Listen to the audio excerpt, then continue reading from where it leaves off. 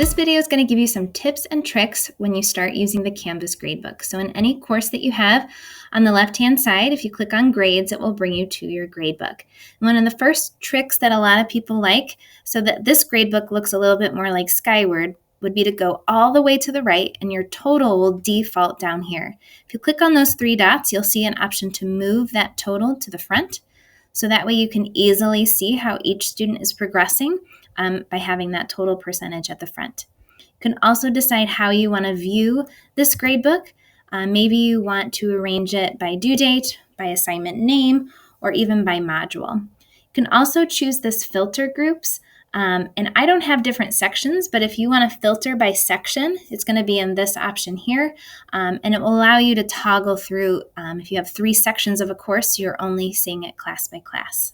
You can also decide to not see unpublished assignments, things that are just kind of waiting and not ready yet. You can hide those from view by unchecking that option there. Another way that you can filter things is by assignment. If I click on the title of this assignment, it will bring me there so I can edit. But I can also decide to sort this assignment by their grades, by who's missing, who's late. I can also jump straight to SpeedGrader for this assignment if I want to leave students comments or feedback. I can also choose to message students who are missing assignments. It kind of creates a blank template of a message to students to kind of all give them a heads up of what they still need to do. And then another great feature within this assignment, if I have 10 students that are missing an assignment or didn't complete an assignment, I can all give them all a 0 or a 50%, whatever you need to do by just clicking that default grade. So I wanted to show you what it looks like to actually grade in a fake little class here with a test student. But in your gradebook, I have 3 assignments here that I have assigned to this test student.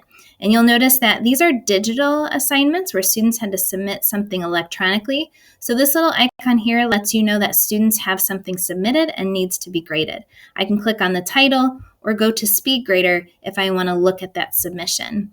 This right here is what it defaults to if a student hasn't submitted something yet, or perhaps this isn't a digital assignment, it's an on-paper assignment, so I have to go in and manually grade that. So when I'm ready to manually grade, I can just click on that dash or this icon and type in the grade, just like I would in Skyward. I can also click on this icon here to give it some comments. So I can type in comments, I can mark it as missing if I wanted to, I can mark it excused as well. And keep in mind that you need to double check your Canvas and Skyward to make sure those codes are coded correctly in both places. You might have to come in and uncheck things if you don't want them to be missing or excused. I'm going to type in for those digital assignments as well, and you will see that your total grade will show up correctly. When you are ready to have these go to Skyward, you're going to go to Actions and sync those grades over to Skyward.